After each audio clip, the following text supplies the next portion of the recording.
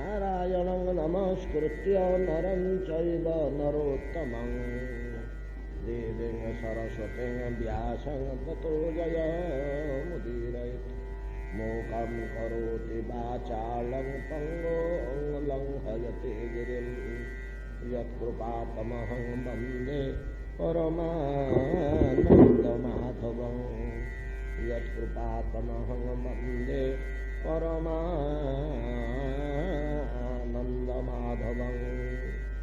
त्वाष्ट्रस्य जन्म निधनं पुत्रयोश्च द्वितेर्द्विजा दैत्येश्वरस्य चरितं प्रह्लादस्य महात्मनः मन्वन्तरानुकथनं गजेन्द्रस्य विमोक्षणं मन्वन्तरावताराश्च विष्णोर्हयशिरादयः कर्मं माच्छं नारसिंहं वामनं च जगतपते क्षीरोदमथनं तद्वत् अमृतार्थे दिवौकसाम्।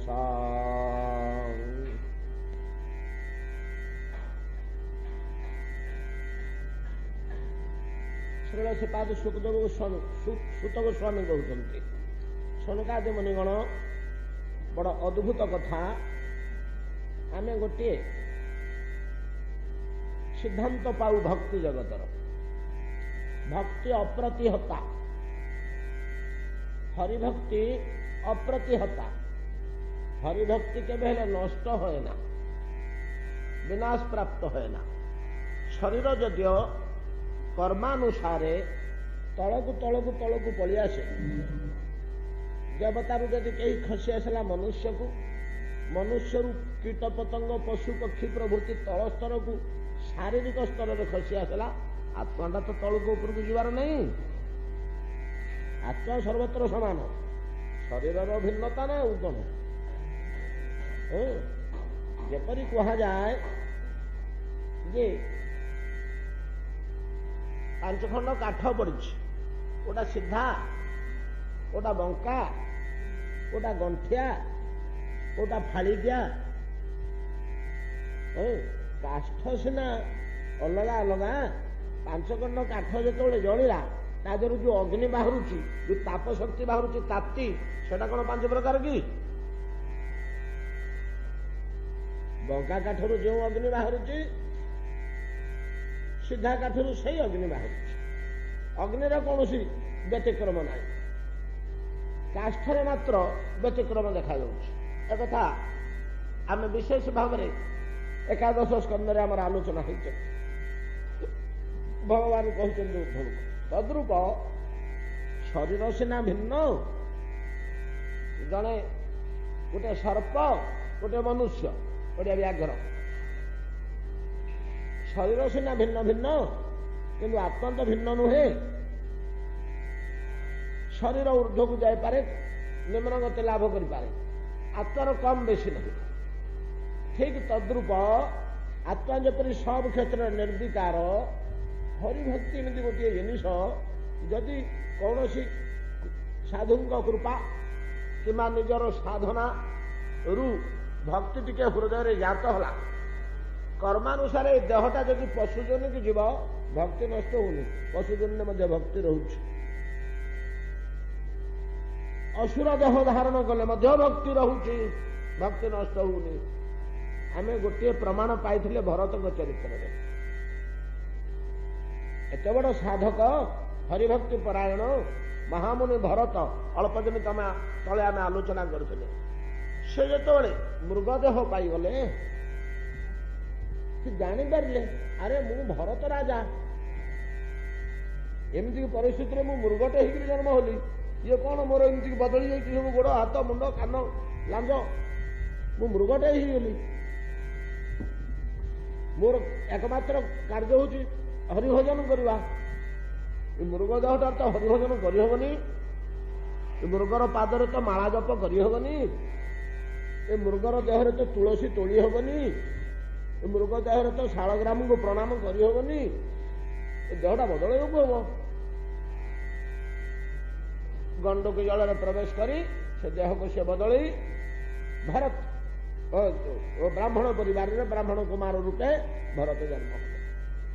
देह बदलिला, भरत मुनिरु मृगरु ब्राह्मण कुमार बदली गला, किंतु भितर थिबा भक्ति नष्ट होले। हाँ, गजेन्द्र घटना मध्य आम से देखीचे, हाथीटे ना पशुटे गजेन्द्र मुठर आसब पर पशुटे पूर्व जन्म तार टिके सत्संग थिला, टिके हरिभक्ति तार जात होता, कालक्रमे कौन कारण से गजराज ही जन्म होला, विपदरे पड़ा, विशाल पुष्करणी भितर एक महाग्राह भयंकर कुंभीर आक्रमण कला। से कौन प्रकार सुविधा पाइलानी कौन जिते चेष्टा कला बाहर कौन साहाय्य सहयोग पाइलानी, जो असहाय होगला ता भितर जात है प्रभु ही मत रक्षा करेंगे। भगवान के प्रति आकुल निवेदन ज्ञापन कला, भगवान ता डाक शुणिले, ताकू रक्षा कले। आम जगन्नाथ ए पर्यंत गज उद्धारण बेश होउचंदी, पशु देहरे हरिभक्ति रहिला, देहटा बदलिकी जदिओ पशु देह होगला किंतु भक्ति नष्ट होनी, भक्ति की ठीक रहिला, हरिभक्ति रहिला। देह जदिओ पशु होला भक्ति रहिला, भक्ति नष्ट हो। ये समस्त लक्षण रू आम देखीचे। ये देखुचे आम वृत्रासुर असुरटे चित्रकेतु नामक राजा एकांत हरिपरायण जी थिला, से असुरटी असुरटी ही मध्य ता देहरु भगवान प्रति जो प्रीति, भगवान प्रति जो ममता, भगवान प्रति जो आकर्षण आसक्ति, हे प्रभु मोर मत रक्षा कर, मत मो प्रभु निश्चय रक्षा करिवे, ये जो दृढ़ विश्वास ये नष्ट होनी असुर देहरे मध्य रहुछि।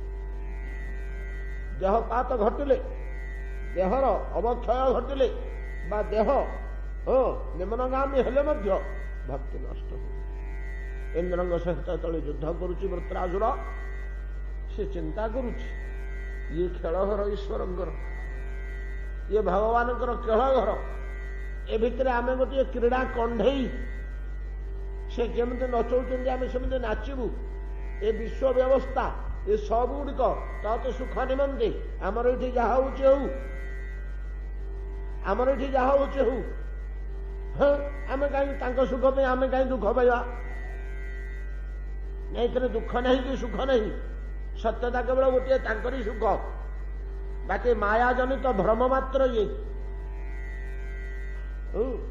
जिते इंद्र को एक हस्त छिन्न वृत्रासुर तो कार्सनायस कला लुहार परिघरे प्रचंडाघात कला, ऐरावत सह इंद्र धूलिसात ही पड़े, भूमिसात ही गले, हाथ छेटिक पड़ा वज्र, लज्जित मस्तक छिड़ा होती इंद्र। किए लज्जार कथा, शत्रु मो हाथ अस्त्रटा खसईदेला, आखि आगे मुझे फेरे गोटेबी, कष्ट हो वीर रक्त तो लज्जा लगुच। केते सुंदर कथा बतेला वृत्र, भगवान कहीं लज्ज से लज्जार कौन अच्छी कथा, आमे किए हो, आमे किए से आमर कौन वैशिष्ट अच्छी, प्रभु जमी नचौं आम सेमती नाचुचे, तमें ये कथा जापारन। यथा दारुमयी नारी यथा जंत्रमयो मृग तथा सर्वाणि भूतानि ईशतंत्राणि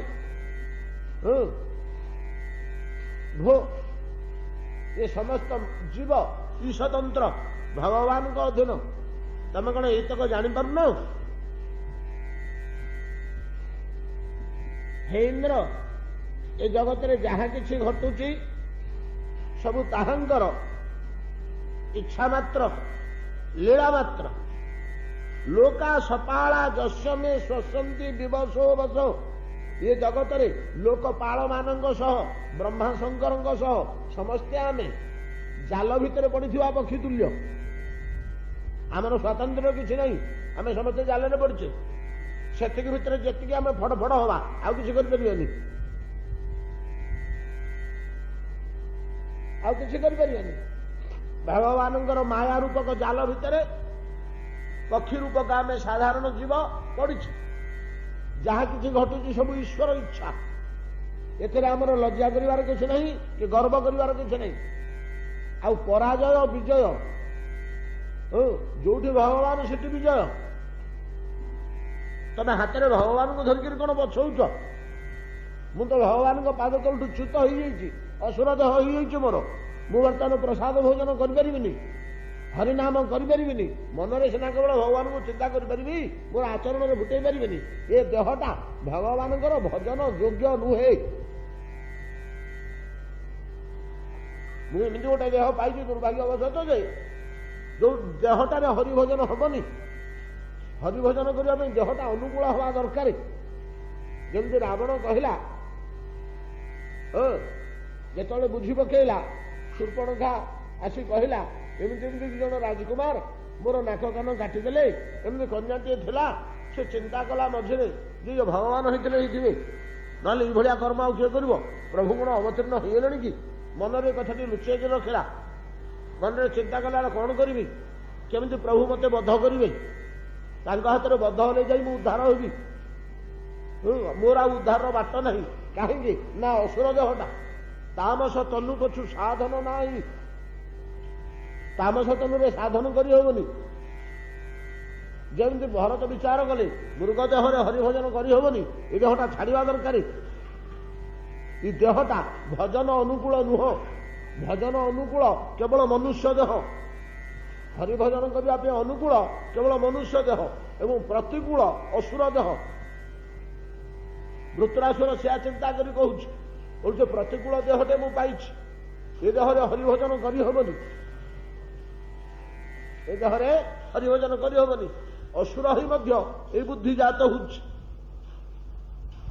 होशेष जो नाना प्रकार तो कहला देख पश्य मांग निर्जित शक्र ब्रुकुणायुध भुजंग मृधे घटमान यथाशक्ति तब प्राण जिहिर्षया मु कौन कर देखुन तम हाथ अस्त्रटा खसी पड़ा मोर अस्त्र सह हाथटा खसी पड़ा या कहूँ तो कौन भुज ब्रुकुणा युद्ध भुजम मोर केवल आयुध नुह आयुध सह भुजटा मध्य खसी पड़ी किंतु तथापि मोर आ गोटे हाथ तो अच्छी गोटे हाथ सीना मोर गला आ गोटे बाहु तो मोर अच्छी मु यथाशक्ति तब प्राण जिहिर्षया तुम प्राण नापी जतन करुच ना चेष्टा करुच पछई जाऊँ कि कहीं पछई जाऊनी यहाँ ईश्वरंगर इच्छा यहाँ ईश्वरंगर इच्छा ये कही से श्लोकटी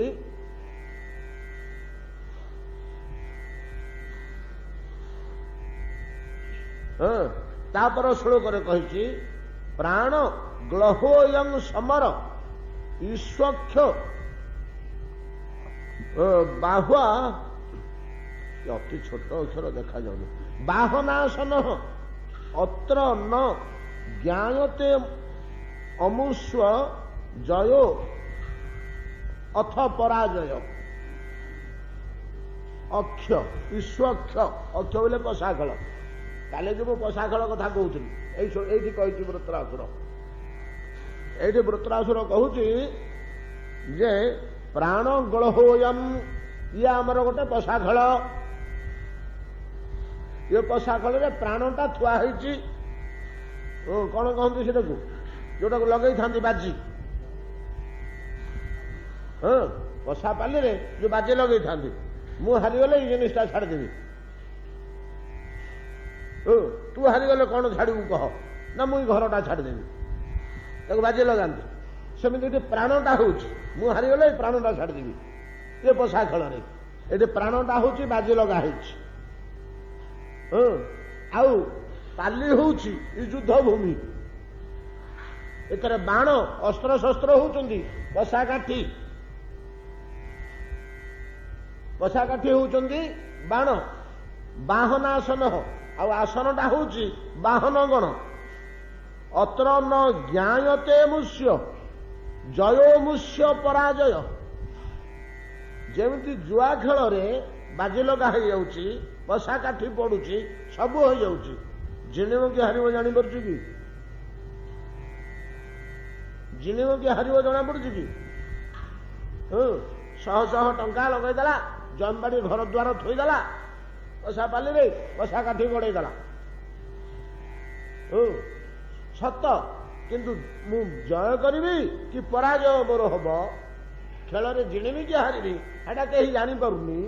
ସେମିତି ଯୁଦ୍ଧ ରୂପକ ପଶାରେ ଆମେ ପଶା ଖେଳୁଛ ବସି ଦି ଜଣ, ହାରିବ କିଏ ଜିଣିବ କିଏ ଜଣା ପଡିବନି ଶେଷ ପର୍ଯ୍ୟନ୍ତ। ଏଥର ହରାଜନାଟା ପୂର୍ବରୁ କିଛି ଜଣା ପଡିବନି ସୂଚନା। ଯାହା ହଉ, ଯୋଉଠି ପଶା ଖେଳ ହଉଥାଏ ଦି ଜଣ ବସି ଖେଳୁଥାନ୍ତି, ଆଉ 4 ଜଣ ବସିକରି ଦେଖୁଥାନ୍ତି, ଆଉ 4 ଜଣ ଠିଆ ହେଇକରି ଦେଖୁଥାନ୍ତି। ତାଙ୍କର ଲାଭ ନାହିଁ କି କ୍ଷତି ନାହିଁ, ଜୟ ନାହିଁ କି ପରାଜୟ ନାହିଁ। ଇଏ ହାରିଲେ ଯାହା, ସିଏ ହାରିଲେ ତା, ତାଙ୍କର କଣ ଯେ ସେ ଗୋଟେ ଆନନ୍ଦ ଉଠାଉଥାନ୍ତି। ସେମିତି ଆମର ଏଇ ଯୋଉ ପଶା ଖେଳ, ଏଥର ଦ୍ରଷ୍ଟା ଆମର ପ୍ରିୟ ଭଗବାନ ପୁରୁଷୋତ୍ତମ, ସେ ଦେଖିକିରି ଆନନ୍ଦ ହଉଛନ୍ତି। ତୁମେ ହାରିଲେ ତାଙ୍କର ଯାହା, ମୁଁ ହାରିଲେ ତାହା, କିଛି ଯାଇଛନି। ତାହାଙ୍କ ସୁଖ ନିମନ୍ତେ ଏ ଶ୍ଲୋକର ତାତ୍ପର୍ଯ୍ୟ ୟା କରୁଛନ୍ତି ଏଗାକାରଗଣ। ଦ୍ରଷ୍ଟାଙ୍କର ପ୍ରୀତି ନିମନ୍ତେ ଏ ପଶା ଖେଳ ଦେଖିକିରି ଲୋକେ ଯେମିତି ଆନନ୍ଦ ହୁଅନ୍ତି, ଏ ଯୁଦ୍ଧ ଖେଳ ଦେଖିକିରି ଯିଏ ଆନନ୍ଦ ହଉଛନ୍ତି, ଲୀଳାମୟ, ଏଟା ଯାହାଙ୍କର ଲୀଳାର ଅନ୍ତର୍ଗତ, ତାଙ୍କ ସୁଖ ନିମନ୍ତେ, ତାଙ୍କ ଆନନ୍ଦ ନିମନ୍ତେ ଆମେ ଯଥେଷ୍ଟ ଲଢେଇକିରି ଖେଳିବା ନା। ଆଉ ଯେମିତି ବେଳକୁ ଆମର ଖେଳଟା ଯେତେ ଜୋରଦାର ହବ, ତାଙ୍କର ଆନନ୍ଦ ଉପଭୋଗଟା ସେତିକି ବଢିବ। ଆଉ ଏଇ କଥାଟି ଯେତେବେଳେ କହିଲା ବୃତ୍ରାସୁର, ବିଚିତ୍ର କଥା ଗୋଟେ କହୁଛି। ଏ କଥା ଯେତେବେଳେ କହିଲା, ଇନ୍ଦ୍ର ସାଙ୍ଗେ ସାଙ୍ଗେ ବଡ ଖୁସି ହେଇଗଲେ। ଇନ୍ଦ୍ର ଉବାଚ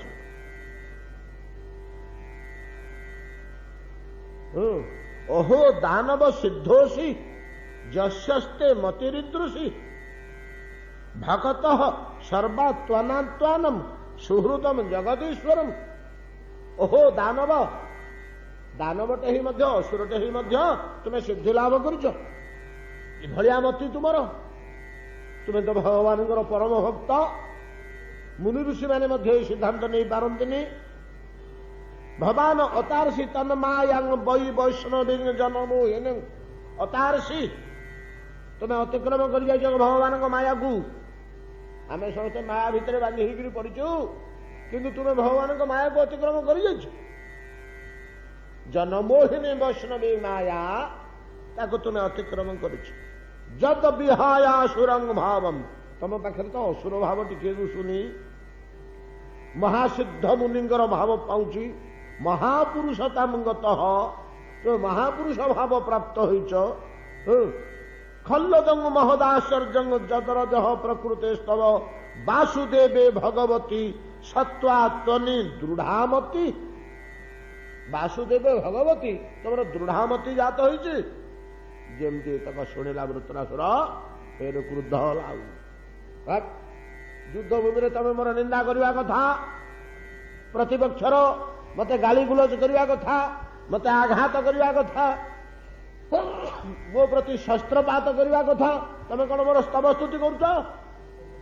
ଓଲଟା କାମ କରୁଛ। ଫେରେ ଏଥିରେ ଭଗବାନ ସନ୍ତୁଷ୍ଟ ହେବେ, ଦ୍ରଷ୍ଟା ଖୁସି ହବ। ଯେ ଦେଖୁଛନ୍ତି ତାଙ୍କ ପ୍ରୀତି ନିମନ୍ତେ ଏଇଟା ଓଲଟା ହେଇଗଲା। କ୍ରୋଧ ହେଇ ପୁନର୍ବାର ଏକ ପରିଘ ଉତ୍ତୋଳନ ପୂର୍ବକ ଶୀଘ୍ର ବଜ୍ର ଧରିବ ନା ପୁଣି ପରିଘ ପ୍ରହାର କରିବି? ଭୟରେ ଆତଙ୍କରେ ଇନ୍ଦ୍ର ଗୋଟେଇ ଆଣିଲେ ବଜ୍ର। ବୃତ୍ରାସୁରର ଧମକରେ ଇନ୍ଦ୍ର ପୁଣି ବଜ୍ର ଗୋଟେଇ ଆଣିଲେ। ଯୋଉ ହାତରୁ ଖସି ପଡିଥିଲା ଗୋଟେଇ ଆଣି ପୁନର୍ବାର ଯୁଦ୍ଧ ପାଇଁକି ସଜାଗ ହେଲେ। ଯେମିତି ଯୁଦ୍ଧ କରୁଛନ୍ତି ଇତି ବ୍ରୁବାଣ ବନ୍ୟୋୟଂ ଧର୍ମ ଜିଜ୍ଞାସୟା ନୃପ।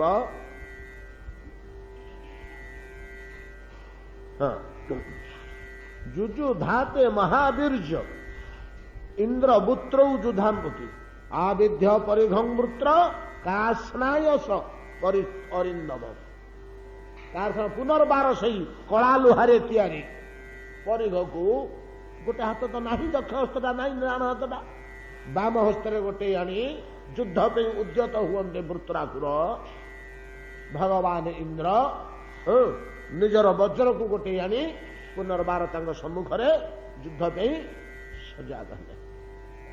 ଯେତେବେଳେ ଅବସ୍ଥାରେ ସଜାଗ ହେଇଛନ୍ତି, ଘଟଣା କଣ ହେଲା ନା ବୃତ୍ରାସୁର ଇନ୍ଦ୍ରଙ୍କୁ ଏ ଅବସରରେ ପୁନର୍ବାର ଯେତେବେଳେ ପରିଘ ପ୍ରହାର କରିବାକୁ ଉତ୍ତୋଳନ କରି ଆଗେଇ ଯାଏ, ଦୌଡ଼ି ଯାଏ, ସତୁ ବୃତ୍ରସ୍ୟ ପରିଘଂ କରଞ୍ଚ କରଭୋପମମ୍ ଚିଚ୍ଛେଦ ଯୁଗପତ ଦେବ ବଜ୍ରେଣ ଶତପର୍ବଣ।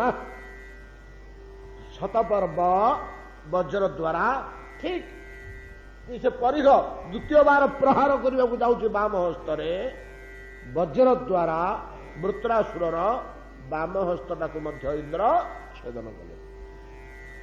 ଦୁଇଟାକ ବାହୁ ବୃତ୍ରାସୁରର ଗଲା। ବର୍ତ୍ତମାନ ଦୁଇଟାକ ବାହୁ ବୃତ୍ରାସୁରର ଗଲା। ବୃତ୍ରାସୁରର ଦୁଇ ବାହୁ ଛେଦନ ହେଇଯାନ୍ତି। ଅତ୍ୟନ୍ତ କ୍ରୁଦ୍ଧ ବୃତ୍ରାସୁର ଉନ୍ମତ୍ତ ଭାବରେ ନୃତ୍ୟ କରି, ଆଉ ତା ବାହୁ ନାହିଁ, ହାତ ନାହିଁ, ହାତ ଦୁଇଟି କଟି ଯାଇଛି ବଜ୍ର ଦ୍ୱାରା। ବାହୁ ଦିଟା ଗଲା ପରେ ଗଲା ନା ଆଉ କଣ? ଅତ୍ୟନ୍ତ ଉନ୍ମାଦ ଅବସ୍ଥାରେ ନୃତ୍ୟ କରି ପୃଥିବୀଟାକୁ ଯେମିତି ମନ୍ଥି ପକଉଛି, ସମଗ୍ର ବିଶ୍ୱ ଚମକି ଯାଉଛି ତାର ନୃତ୍ୟରେ। ଏମିତି କରି କରି କଣ କଲା ନା ମୁଖକୁ ବ୍ୟାଦାନ କଲା। ତା ମୁହଁକୁ ବ୍ୟାଦାନ କରି ବଡ ସୁନ୍ଦର ଭାଷାରେ କହିଛନ୍ତି, କୃତ୍ୱା ଧରାଙ୍ଗ ହନୁ ଭୂମୌ ଦିବୌ ଦିବ୍ୟୁ ତରାଙ୍ଗ ହନମ୍। ହନୁ କହିଲେ ମୁହଁ, ପାଟି। ତଳ ମୁହଁଟା ଭୂମିରେ ଲଗେଇଦେଲା, ତଳ ପାଖଟା, ଉପର ପାଖଟା ମୁହଁର ଉପର ଫାଳକ ଆକାଶକୁ ଉଠେଇଗଲା। ଏମିତି ଗୋଟେ ମୁଖ ବ୍ୟାଦାନ କରି ମହାସର୍ପ ବାସୁକୁ ତୁଲ୍ୟ ଏକ ଜିହ୍ୱା ବାହାର କରି ବିଦ୍ୟୁତ ଭଳିଆ ଆକାଶରେ ବୁଲେଇ ଇନ୍ଦ୍ର ଐରାବତ ଦି ଜଣଙ୍କୁ ଜିଭରେ ଗୁଡେଇ ବିଡ଼ି ଆଣି ଗିଳିଦେଲା।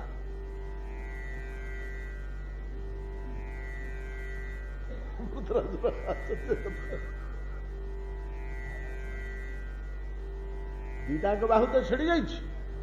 ଭୟଙ୍କର ମୁଖ ଗହ୍ୱର ବିଦୀର୍ଣ୍ଣ କରି ପ୍ରଚଣ୍ଡ ଜିହ୍ୱାରେ ଇନ୍ଦ୍ର ଐରାବତ ସହ ଜିଭରେ ବାନ୍ଧି ଆଣି ଗିଳିଦେଲା ଗର୍ଭ ଭିତରକୁ। ସମଗ୍ର ତିନିପୁରରେ ହାହାକାର ପଡିଗଲା। ଇନ୍ଦ୍ର ଗଲେ ଗଲା, କାମ ସରିଲା, ଯୁଦ୍ଧ ସରିଲା। ଇନ୍ଦ୍ରକୁ ବଞ୍ଚେଇଲା କିଏ? ବୃତ୍ରାସୁର ଗର୍ଭ ଭିତରୁ ସବୁ ବାହାରିକି ଆସିପାରିଥାନ୍ତେ, କିଏ ବଞ୍ଚେଇଲା? ଗୁରୁ କୃପା। ଯୋଉଠି ଅପରାଧ କରିଛନ୍ତି, ଯୋଉ ନାରାୟଣ ବର୍ମଟି ପିନ୍ଧିଛନ୍ତି, କବଚଟା ଅଛି ତ ଦେହରେ, କିଏ ଦେଇଥିଲେ?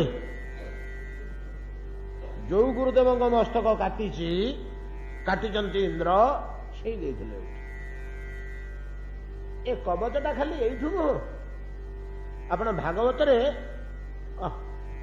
ସାଧୁ ଗୁରୁ ୟାଙ୍କର କଣ ଆଉ ତୁଳନା ଅଛି? ଆମେ ସିନା ନ୍ୟୁନ ଦୃଷ୍ଟିରେ ଏମାନଙ୍କୁ ଦେଖୁଛେ।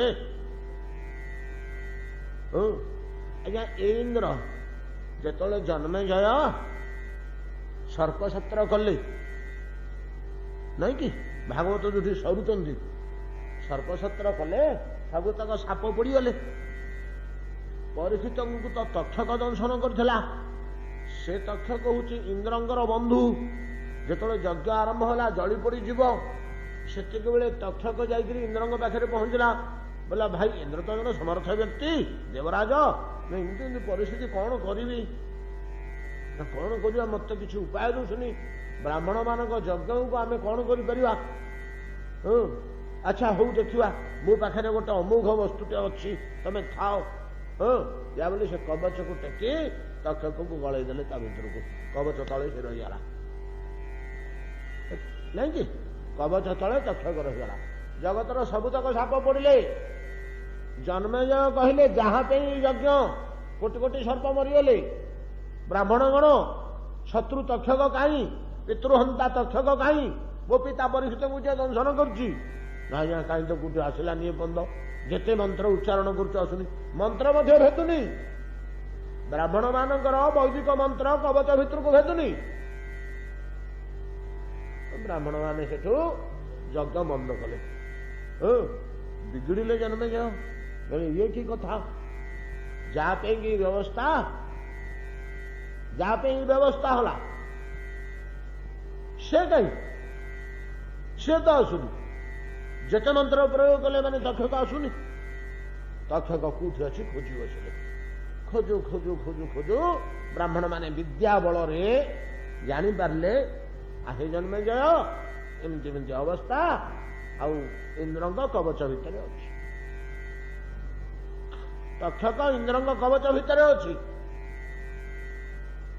ବାହାର କର ସେ ଭିତରୁ ତାକୁ। ରାଜା ତ ଯୁବକ କ୍ରୁଦ୍ଧ ହେଇକିରି କହିଲେ ବାହାର କର, ସେଇଟା ହେଇପାରିବନି, ଆମ ଦ୍ୱାରା ନେଇ କାହା ଦ୍ୱାରା ହେଇପାରିବନି, ସେ କବଚଟା ଫାଟିବ ନାହିଁ। କଣ ନାରାୟଣ କବଚ ଫାଟେ ନା? ନାରାୟଣ କବଚ ଆମେ ଫଟେଇ ଦେବୁ, ଭଗବାନଙ୍କୁ ଫଟେଇ ଦେବୁ, କିନ୍ତୁ ତାହା ଗୁରୁ କୃପା କୋଟେଡ ହେଇଥିବାରୁ ତାକୁ ଫଟେଇବା କଥା ପ୍ରଶ୍ନ। ଯେହେତୁ ବିଶ୍ୱରୂପ କୃପା କରି ନିଜ ହାତରେ ସବୁଠିକି ପିନ୍ଧେଇ ଦେଇଛନ୍ତି, ତାକୁ କାହାରି ସାଧ୍ୟ ନାହିଁ ଫଟେଇବା, ପ୍ରଶ୍ନ ହିଁ ଉଠୁନି। ସେସବୁ କଣ ନିଷ୍ପତ୍ତି ହେଲା? ହଉ ଠିକ ଅଛି, ସେ କବଚଟା ଥାଉ, କବଚ ସହ ଇନ୍ଦ୍ର ସହ ଅଗ୍ନିରେ ଆଣି ନିକ୍ଷେପ କରିଦିଅ। ହେଲେ ସେ କବଚଟାର ଶକ୍ତିକି ଆପଣ ବିଚାର କରନ୍ତୁ। ସେ ନାରାୟଣ ବର୍ମର ତେଜ ଆଉ ଶକ୍ତି ଆପଣ କଳନା କରନ୍ତୁ। ଏଭଳିଆ ଅମୋଘ ବସ୍ତୁ ଯିଏ ପ୍ରଦାନ କରୁଛନ୍ତି, ଇନ୍ଦ୍ର ତାଙ୍କର ମସ୍ତକ ଛେଦନ କରିଛନ୍ତି।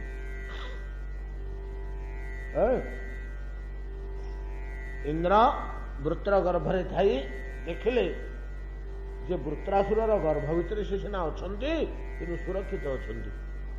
କିଏ ତାଙ୍କୁ ରକ୍ଷା କରିଛି? ଏ ବର୍ମ ରକ୍ଷା କରିଛି। ଗୁରୁଦେବ ସେଉଠି ଯଦି ଆପଣ ନ ଦେଇଥାନ୍ତେ ମୋ ଅବସ୍ଥା କଣ ହେଇଥାନ୍ତା? ଜେନ୍ନ ହେଇଯାନ୍ତି ଗର୍ଭରେ, ଗର୍ଭ ଭିତରେ ଜେନ୍ନ ହେଇଯାଇଥାନ୍ତି। ୟା ବୋଲି ଇନ୍ଦ୍ର କଣ କଲେ? ବୃତ୍ରାସୁର ଗର୍ଭ ଭିତରେ ଥାଇ ବଜ୍ରଟା ତ ଅଛି ହାତରେ, ତାର କୁକ୍ଷି ଦେଶ, ବୃତ୍ରାସୁରର କୁକ୍ଷି, କୁକ୍ଷି କହିଲେ କକ୍ଷ କାଖ, ଯୋଉଠି ଟିକେ ନରମ ଅଛି, ଚମ ପତଳା ଅଛି ଉଦରର, ସେ କୁକ୍ଷି ଦେଶକୁ ଅନୁମାନ କରି ବଜ୍ରରେ କାଟିବାକୁ ଆରମ୍ଭ କଲେ। ଭିତର ପଟୁ ବଜ୍ରରେ କାଟି କାଟି କାଟି କାଟି ସେଇ ବାଟ ଦେଇ ନିର୍ଗତ ହେଲେ ଐରାବତୀକୁ ଜାଣି। କେବଳ ବର୍ମ ତାଙ୍କୁ ବଞ୍ଚେଇ ଦେଲା, ସେ ଭିତରେ ନାରାୟଣ ବର୍ମ ତାଙ୍କୁ ସେ ଭିତରେ ବଞ୍ଚେଇ ଦେଲା।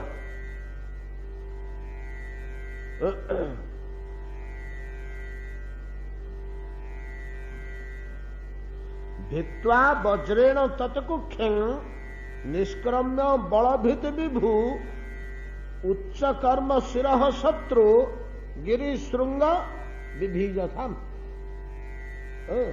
ଭିତ୍ୱା ବଜ୍ରେଣ ତତ୍କୁକ୍ଷଂ, ତାର କୁକ୍ଷି ଦେଶକୁ, ଏ ନରମ ସ୍ଥାନକୁ, ପତଳା ସ୍ଥାନକୁ ପେଟର ବଜ୍ରରେ କାଟି କାଟି କାଟି କାଟି ଏକ ଛିଦ୍ର ନିର୍ମାଣ ପୂର୍ବକ ନାରାୟଣ ବର୍ମ ଦ୍ୱାରା ସୁରକ୍ଷିତ ଇନ୍ଦ୍ର, କେହି ଛୁଉନି, କୌଣସି ଶକ୍ତି ତାକୁ ଛୁଉନି, ସେ ବର୍ମଟା ଭିତରେ ଥିବାରୁ, ସେ କବଚଟା ଭିତରେ ସୁରକ୍ଷିତ ଥିବାରୁ କାଟି କାଟି କାଟି କାଟି ସୁକୁକ୍ଷି ଦେଇକରି ନିଜେ ବାହାରିଲେ, ଐରାବତୀକୁ ମଧ୍ୟ ନେଇ ସେ ବାଟ ଦେଇ ବାହାରିଲେ। ସେ ବାଟ ଦେଇ ବାହାରି ଆଉ ଅପେକ୍ଷା କଲେନି। ହେଲେ ଆଉ ଅପେକ୍ଷା କଲେ ଚଳିବନି, ସେ ସିନା ମତେ ଗିଳିଗଲା ବୋଲି ଜିଭରେ ଭିଡ଼ି ନେଇକିରି ଯଦି ଦାନ୍ତ ପକେଇ ଦେଇଥାନ୍ତା ଆମେ ତ ଚାପି ହେଇଯାଇଥାନ୍ତୁ ସେ ଭିତରେ। ତେଣୁ ଅପେକ୍ଷା ନ କରି ସାଙ୍ଗେ ସାଙ୍ଗେ ବହୁ ସ୍ତବସ୍ତୁତି ପୂର୍ବକ ବଜ୍ରାୟୁଧକୁ ପ୍ରୟୋଗ କରିଦେଲେ। वज्रायुध को तले प्रयोग करदे तार मस्तक छेदन उद्देश्य वृत्रासुरर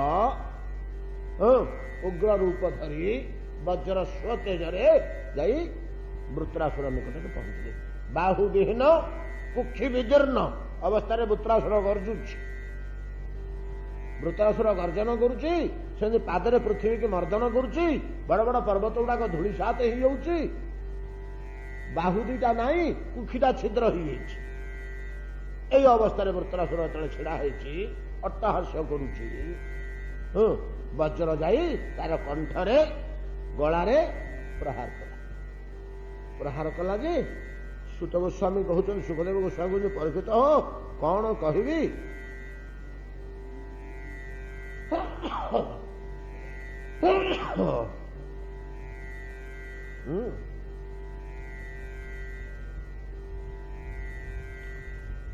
वज्रस्तु तत्कंधर आशु वेग कुरुंतन समन्तात परिवर्तमान।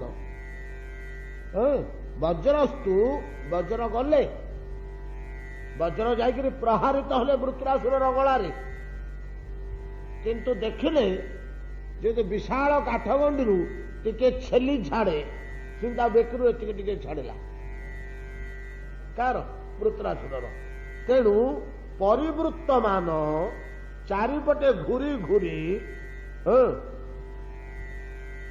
उच्चकर्त खूब जोर रे वज्र काटुचंदी चकर्त कर्तन कले जेमिति गोटे विशाल दुर्म को चारिपटे घूरी घूरी कुठार रे कुठारी माने छेदन करती 3 घंटा 4 घंटा 5 घंटा लगे नहीं कि गोटे विराट गछ छिड़ा हाणियों को आम कहले जड़े कुराड़िया गला कुठार धरिकी से बुलुच बुल काटुच चारिपट बुली बुली बुली बुली बुली घूरेकरी मूलटा काटुच ना छोटे छोटे छोटे छोटे पकई कौन छोटे छोटे पकईले काटुच कौन से भाया वज्र वृत्रासुर गला को चतुष्पार्श्वर बुली बुली चारिपाखर बुली बुली उच्चकर्त कि भाया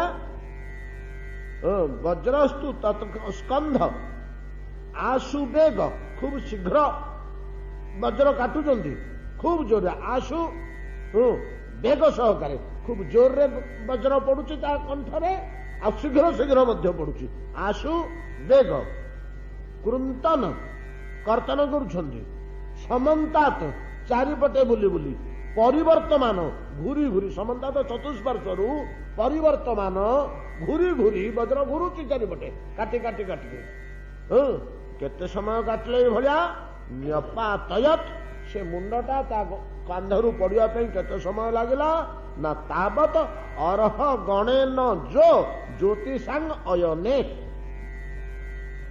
ज्योतिषशास्त्र अनुसारे सूर्यंकर जो अयन व्यवस्था अच्छी गोटे दक्षिणायन गोटे उत्तरायण अर्थात गोटाए वर्ष लगला वृत्रासुर गला को काटिबा कि वृत्रासुर गला को काटिबा वज्र खूब शीघ्र बड़ बेगरे काटी काटी तीव्र आघात दे चारिपटे घूरी घूरी दीटा अयन लगिगला सूर्यंकर ज्योतिषांग अयन दीटा अयन गोटे वर्ष दक्षिणायन 6 मास उत्तरायण 6 मास गोटाए वर्ष पूरा लगिगला ता बेक को काटिया वज्र भलिया अस्त्र को जिते बेले गोटाए वर्ष पर्यंत वज्र बुली बुलिकी काटुची वृत्रासुर गला को वृत्रासुर कौन करुची से वृत्रासुर कौन करुची सेमती छिन्न बाहु अवस्था छिड़ा होती वज्र बुली बुलिकी काटुची ए अवस्था से कौन करुची ना मुहरे भगवान स्तव ता अंतर बाणी सब भगवान को निवेदन कर कार्यटा आउ कौट देखा जाए मस्तक कटा होता बेले भगवान को खुशी स्तव करवा इे मुंड कटा होती स्तव होती कौटी पाइबे कौन बोली स्तव करुच्ची ଅହଂ ହରେ ହେ ତବ ପାदैକ ମୂଳ ଦାସାନୁଦାସ ଭବିତାସି ଭୂୟ ମନଃ ସ୍ମରେ ତାସୁ ପତେ ଗୁଣାସ୍ତେ ଗୁରୁଣୀତ ବାକ କର୍ମ କରୋତୁ କାୟ। ହେ ଅସୁପତେ, ହେ ପ୍ରାଣପତି, ଅସୁରୁଟେ ଅସୁରୁଟେ ସ୍ପଷ୍ଟ ଭାବରେ ଡାକୁଛି ହେ ପ୍ରାଣପତି। ଯେପରି ଗୋପାଙ୍ଗନା ମାନଙ୍କର ସମ୍ବୋଧନ, ଗୋପାଙ୍ଗନା ମାନଙ୍କର ସମ୍ବୋଧନ ଯେପରି ସେଭଳିଆ ପ୍ରୀତିମୂଳକ ସମ୍ବୋଧନ ଭଗବାନଙ୍କ ପ୍ରତି। ବେକ କଟ ତଳେ ବୃତ୍ତାସନ। ହେ ଅସୁପତେ ମନଃ ସ୍ମରେ ତାସୁପତେ, ହେ ଅସୁପତେ, ହେ ହରେ ଅହଂ ହରେ ତବ ପାଦେକ ମୂଳ ଦାସାନୁଦାସ ଭବିତାସି ଭୂୟ। ଓହୋ, ଏତେ କାଳ ପରେ ଆପଣଙ୍କ କୃପା ହେଲା, ଏତେ କାଳ ପରେ ଆପଣଙ୍କ କୃପା ହେଲା ପ୍ରଭୁ। ଆପଣଙ୍କ ଚରଣ ଅରବିନ୍ଦର ମୁଁ ଦାସଟିଏ ଥିଲି, ଆପଣଙ୍କ ପାଦ ସେବା କରୁଥିଲି। ଏ ଜଗତଟା ଆପଣଙ୍କର ଶରୀରମୟ ବୋଲି ବୁଝୁଥିଲି। ପ୍ରତ୍ୟେକଟି କର୍ମ ଆପଣଙ୍କ ସେବାର ଅନ୍ତର୍ଗତ ବୋଲି ଭାବିଥିଲି। ଯାହା ମୁଁ କରୁଥିଲି ସବୁଗୁଡ଼ାକ ଆପଣଙ୍କ ସେବାର ଅନ୍ତର୍ଗତ। ଆପଣ ଶଙ୍କରାଚାର୍ଯ୍ୟଙ୍କର ଏଟା ଦେଖିନାହାନ୍ତି? କରଚରଣ କୃତମ୍ବା କାୟଜମ୍ କର୍ମଜମ୍ ବା ଶ୍ରବଣ ନୟନ ଜମ୍ବା। ଏଇଟା ଅପରାଧ କ୍ଷମାପଣଟା।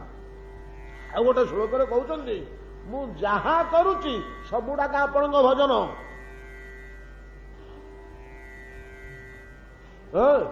ଆମେ ଯାହା କରୁଛେ ସେଗୁଡ଼ାକ ହରିଭଜନର ଅନ୍ତର୍ଗତ କରିବାକୁ ହବ। ବସିବା, ଉଠିବା, ଖାଇବା, ଚାଲିବା, କଥା କହିବା, ଯାହା ହଉ ଏଗୁଡ଼ା ସବୁ ଈଶ୍ୱରଙ୍କ ସେବା। ଏ ବିଷୟ କ'ଣ ଆମର ଆଲୋଚନା ହେଇନି କି? କ'ଣ ଆମର ଆଲୋଚନା ନ ହେଇଛି? ଏତେ ସମୟ ଧରି ଆମେ ଘାଣ୍ଟଚକଟ କରୁଛେ, ବର୍ଷ ବର୍ଷ ଲାଗିଯାଉଛି ଗୋଟେ ଗୋଟେ ଅଧ୍ୟାୟ ସରିବାକୁ। ଆମେ ଏଗୁଡ଼ା ସବୁ ଆଲୋଚନା କରୁଛେ, ଆମେ ସବୁ ଆଲୋଚନା କରୁଛେ। କେତେଥର ଆମେ ଆଲୋଚନା କରୁଛେ ଆମେ ପରିବାର ବର୍ଗର ପିଲା ଛୁଆଙ୍କର ସେବା ଶୁଶ୍ରୂଷା, ତାଙ୍କୁ ପାଠ ପଢ଼ାଇବା, ଯୋଗ୍ୟ କରିବା, ମଣିଷ କରିବା, ବଞ୍ଚେଇବା, ପତ୍ନୀଙ୍କ ସେବା, ଘରର ସେବା, ବୃଦ୍ଧ ମାତାମାତାଙ୍କ ସେବା, ଏଗୁଡ଼ାକ ସବୁ ବାସ୍ତବରେ ଈଶ୍ୱର ସେବା। ଅହଙ୍କାର ବିମୂଢ଼ତା, ମୋ ବାପ ମୋ ପୁଅ ମୁଁ କଲି ବୋଲି ଭାବୁଛି। ଏ ବିଶ୍ୱଟା ତାଙ୍କର, ଏ ସମସ୍ତେ ତାଙ୍କର ସନ୍ତାନ। ଆମେ ଅଜର ମୁଁ ବାପ ମୋ ସନ୍ତାନ, ଏଟା ମାୟାର ପ୍ରଭାବ ନା ନାହିଁ? ତୋ ସନ୍ତାନ ଅମୁକ ଦିନ ଜନ୍ମ କରିବି ବୋଲି ତୁ ହିସାବ କରିଥିଲୁ ପୂର୍ବରୁ ଲେଖାଇ ତୋ ଡାଏରୀ ବାହାର କରିତ। ତୁ କୋଉଦିନ ଯୋଜନା କଲୁ, କୋଉଦିନ କାର୍ଯ୍ୟାରମ୍ଭ କଲୁ, କୋଉଦିନ ତୁ ସନ୍ତାନ ଜନ୍ମ କଲୁ? ତୋର କେମିତି? ଦୈବକ୍ରମେ ଜାତ ହୋଇଛେ ନା ଆମେ ସମସ୍ତେ, ନା ନାହିଁ? ଦୈବକ୍ରମେ ଜାତ ହୋଇଛେ। ଦୈବ ପ୍ରେରଣାରେ ହୟତ ପିତାମାତାଙ୍କର ମିଳନ, ଗର୍ଭ ସଂସାର, ଆମର ଉତ୍ପତ୍ତି, ଏଇଟା କୋଉଥିରେ ହାତ ଅଛି ଆମର? କୋଉଥିରେ ହେଲେ ଆମର କର୍ତ୍ତୃତ୍ୱ ନାହିଁ। ଗୋଟେ ଗର୍ଭ ସଂସାର ହେଇପାରୁନି, ଆମେ କରିପାରିବା? ଗୋଟେ ଗର୍ଭ ଜନ୍ମ ହେଇପାରୁନି, କରିପାରିବା? କାଲି ଜନ୍ମ ହେଲେ ଅସୁବିଧା ହବ, ଆଜି ଜନ୍ମ ହୋଇଯାନ୍ତା ପିଲାଟା ବୋଲେ ଭଲ ହୁଅନ୍ତା, କରିପାରିବା? କୋଉଥିରେ ଆମର ନିୟନ୍ତ୍ରଣ ଅଛି? ବୃଥା ଅଭିମାନଟେ ଅଛି, ମୁଁ କଲି। ଇଏ ସମସ୍ତେ ଯଦି ଈଶ୍ୱରଙ୍କର ସନ୍ତାନ, ୟାଙ୍କର ସେବା କରିବା ଈଶ୍ୱର ସେବା ନୁହେଁ କି? ଯଦି ବିଶ୍ୱଟି ତାହାଙ୍କର, ତାଙ୍କ ଘର, ଇଏ ମନ୍ଦିର ଭିତରେ ରାଧାକାନ୍ତ ବସିଛନ୍ତି, ଏଠି ଯାହା କାମଟିଏ କରାଯିବ ତାଙ୍କ ସେବା ନାହିଁ କି? ରାଧାକାନ୍ତଙ୍କ ଉଦ୍ଦେଶ୍ୟରେ ତାଙ୍କରି ଘର ଭିତରେ ଯିଏ ଯାହା କାମ କଲା, ତାଙ୍କ ସେବା ଯେପରି ଆପଣଙ୍କ ପରିବାରରେ ଆପଣଙ୍କ ପିଲା ଛୁଆଙ୍କର ସେବା ମଧ୍ୟ ବାସ୍ତବିକ ଈଶ୍ୱର ସେବା, କିନ୍ତୁ ସେଟା ଆମେ ବୁଝିପାରୁନି। ଏଇ ବୁଦ୍ଧିଟି ଯାହାର ହେଇଗଲା, ଏ ତ ସର୍ବଶ୍ରେଷ୍ଠ ନିଷ୍ପତ୍ତି। ଧୃତରାଷ୍ଟ୍ର କହୁଛି ଏଇ ପ୍ରକାର ଭାବରେ ଜଗତଟା ଆପଣଙ୍କର ଗୃହ, ମୁଁ ତା ଭିତରେ ଆପଣଙ୍କର ଗୋଟିଏ ସେବକ, ଯାହା ମୁଁ କରୁଥିଲି ଆପଣଙ୍କ ସେବା କରୁଥିଲି। କିନ୍ତୁ ହେ ପ୍ରଭୁ, ଗୋଟେ ମତେ ଅଭିଶାପ ହେଇଗଲା, ଆପଣଙ୍କ ପାଦ ତଳୁ କିଛି ଦିନ ପାଇଁ ଅଲଗା ହେଇଗଲି। ମୋ ମନଟା ଅଲଗା ହେଇନି ଯେ, ମନଟା ଉପରେ କାହାର ଅଧିକାର ନାହିଁ। ମନଟା ମୁଁ ଆପଣଙ୍କ ପାଖରେ ପାଦରେ ଲଗେଇଛି, ଦେହଟା ବଦଳିଗଲା। ଦେହଟା ବଦଳି ଯାଇ ଗୋଟେ ଅସୁର ଦେହ ହେଇଗଲା ଅଭିଶାପ ବଳରେ। ଅସୁର ଦେହଟା ଆପଣଙ୍କ ପାଦ ପାଖକୁ ଯାଇପାରିବନି।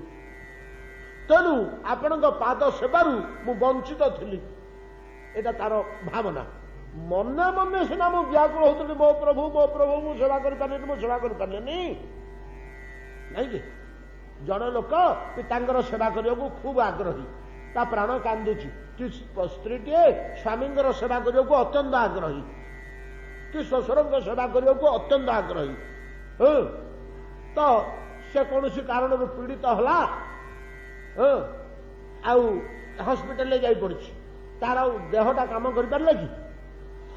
ଶ୍ୱଶୁରଙ୍କର ସେବା ପାଇଁକି ଦେହଟା ଆଉ ସମର୍ଥ ହେଇପାରିଲା କି? କିନ୍ତୁ ଆତ୍ମା କାନ୍ଦୁଛି, ମୁଁ ଘରେ ଥିଲେ ବୁଢ଼ାଙ୍କର ସେବା କରିଥାନ୍ତି, ବୁଢ଼ା କ'ଣ ଖାଇଥିବେ, ଆଜି କେମିତି ଖାଇଥିବେ, କଲବଲ ହଉଥିବେ ପରା, ଭୋକରେ ଥିବେ ପରା, ତାଙ୍କୁ ରୁଚି ନଥିବ, କିଏ ଟିକେ ଗୋଟା ହାତ ଆଉଁସି ଦେବ, ଗାମୁଛା ଟିକେ ପଡ଼ିଦେବାକୁ କିଏ ନାହିଁ, ପାଣି ଟିକେ କିଏ ଦେବାକୁ ପାଖରେ ନାହିଁ। ମୁଁ ଆସିକି ଡାକ୍ତରଖାନାରେ ପଡ଼ିଲି, ଦେହଟା ପଡ଼ିଛି ଡାକ୍ତରଖାନାରେ, ମନଟା କ'ଣ ଛଟପଟ ହଉଛି। ମନଟା ଅଛି ସେବା ପାଇଁକି, କିନ୍ତୁ ଦେହଟା ସମର୍ଥ ହଉନି। ସେଇ କଥା ହେଇଛି ପ୍ରଭୁ, ମନଟା ମୋର ବ୍ୟାକୁଳ ହଉଛି ଆପଣଙ୍କ ପାଇଁ, ସିନା ମନଟି ମୁଁ ଦେଇଥିଲି, କିନ୍ତୁ ଦେହଟା ଆଉ ସମର୍ଥ ହଉନଥିଲା। କିନ୍ତୁ ଆଜି ମତେ ସେ ସୁଯୋଗ ମିଳିଲା, ଏ ଦେହ ପାତ ଆରମ୍ଭ ହେଲାଣି, ପୁନର୍ବାର ପୁନର୍ବାର ଆପଣଙ୍କ ପାଦ ମୂଳରେ ସେବା ମୁଁ ପାଇପାରିବି, ଆପଣଙ୍କ ପାଦ ମୂଳର ସେବା ମୁଁ ପାଇପାରିବି। ଅହଂ ହରେ ତବ ପାଦେକ ମୂଳ ଦାସାନୁଦାସ ଭବି ପାସି ଭୂୟ ପୁନର୍ବାର। ଆଗେ ମୁଁ ଯେମିତି ଆପଣଙ୍କର ଚରଣ ଅରବିନ୍ଦରେ ଭୃତ୍ୟଟିଏ ଥିଲି, ଆପଣଙ୍କ ପାଦ ତଳର ସେବା କରିପାରୁଥିଲି, ବର୍ତ୍ତମାନ ଆଉ କରିପାରୁନି, କାହିଁକିନା ଅସୁର ଦେହଟା ହେଇଯିବା ଫଳରେ ଏ ଦେହଟା ବର୍ତ୍ତମାନ ପାତ ହେବାକୁ ଆରମ୍ଭ ହେଲା। ମୁଁ ଆଉ ଥରେ ଆପଣଙ୍କର ଭଲ ଦେହଟେ ପାଇଯିବି, ଯୋଗ୍ୟ ଦେହଟେ ପାଇଯିବି, ପୁଣି ଆପଣଙ୍କର ପାଦ ତଳର ସେବା କରିବି। ଆଉ ମନଃ ସ୍ମରେ ତାସୁ ପତେ ଗୁଣାସ୍ତେ। ପ୍ରଭୁ ଏ ଦେହଟା ଯେତେ ଦିନ ମୋ ପାଖରେ ରହିଲା, ମୁଁ ତ ଆପଣଙ୍କ ଚରଣାରବିନ୍ଦୁକୁ ଆଉ ଯାଇପାରିଲିନି, ଦୂରେଇକି ରହିଲି। ଏ ଦେହଟା ତ ସେଠିକି ଯୋଗ୍ୟ ହବନି, ଆପଣଙ୍କର ପବିତ୍ର ପାଦ ପଟକୁ ତ ଏ ଦେହଟା ଯିବନି, ବହୁ ଦୂରରେ ମୁଁ ରହିଲି, ନାଇଁ କି? କିନ୍ତୁ ମୋ ମନ ଭିତରେ ମୁଁ ଯୋଉ କଷ୍ଟ ଭୋଗ କରିଛି, ମନଃ ସ୍ମରେ ତ ନିରନ୍ତର କେବଳ ଖାଲି ଆପଣଙ୍କ ଗୁଣ, ମୁଁ ପାଖକୁ ଯାଇପାରୁନି, ଆପଣଙ୍କୁ ଦର୍ଶନ କରିପାରୁନି, ଆପଣଙ୍କୁ ଛୁଇଁ ପାରୁନି, ଆପଣଙ୍କର ସେବା ଟିକେ କରିପାରୁନି, ସେଇ ମୁହଁ ଦୁଷି ଯାଉଛି, ସେଇ ହସ ଦୁଷି ଯାଉଛି। କେଡ଼େ ମଧୁର ଦୃଷ୍ଟି ଆପଣଙ୍କର, କେଡ଼େ ସ୍ନେହ ଶ୍ରଦ୍ଧା ଆପଣ କରନ୍ତି ଆମମାନଙ୍କୁ, ଆପଣଙ୍କର କି ଉଦାର ଗୁଣ, ଆପଣ କେଡ଼େ କରୁଣାମୟ, ଏ ସମସ୍ତଙ୍କର ଆପଣଙ୍କର ମହନୀୟ ଗୁଣାକ ନିରନ୍ତର ମୋର ମନ ସ୍ମରଣ କରୁଛି। ଦେହଟା ସିନା ଯାଇପାରୁନଥିଲା, ମନଃ ସ୍ମରେ ତାସୁ ପତେ ଗୁଣାଙ୍ଗସ୍ତେ ଗୁରୁଣୀତ ବାକ କର୍ମ କରୁ ତୁ କାୟ। ଯାହା ହଉ ପ୍ରଭୁ, ଏତିକି କୃପା କରନ୍ତୁ, ଏ ହାତ ଦୁଇଟା ଆପଣଙ୍କର ସେବା କରୁ, ଏ ପାଦ ଦୁଇଟା ଆପଣଙ୍କୁ ପ୍ରଦକ୍ଷିଣ କରୁ, ଏ ମସ୍ତକଟା ଆପଣଙ୍କ ପାଦ ତଳେ ଲାଗି ରହୁ, ଏବଂ ଏଇ ମୁହଁଟା ମଧ୍ୟ ଆଜି ପର୍ଯ୍ୟନ୍ତ ସ୍ତବ ସ୍ତୁତି ଗାଇପାରୁନଥିଲା। ଏଟା ବାଗେନ୍ଦ୍ରିୟ ଶରୀରର ଅଙ୍ଗ, ସୁଖ ଶରୀରର ଅଙ୍ଗ, ଗୁରୁଣୀତ ବାକ, କିନ୍ତୁ ଏତିକି କୃପା କରନ୍ତୁ ପ୍ରଭୁ, ମୋର ଆଉ କିଛି ଦରକାର ନାହିଁ। ଏ ହାତ ଗୋଡ଼ ଗୁଡାକ ଆପଣଙ୍କ ସେବା କରୁଥାଉ, ଏ ମୁଖ ଆପଣଙ୍କର ଗୁଣ ଗାନ କରୁଥାଉ। ତ ଇଆଡେ ବଜ୍ର ଘୁରି ଘୁରି ବୃତ୍ରାସୁରର କଣ୍ଠ ଛେଦନ କରିବାରେ ବ୍ୟସ୍ତ। ତେଣୁ ବୃତ୍ରାସୁର ଭଗବାନ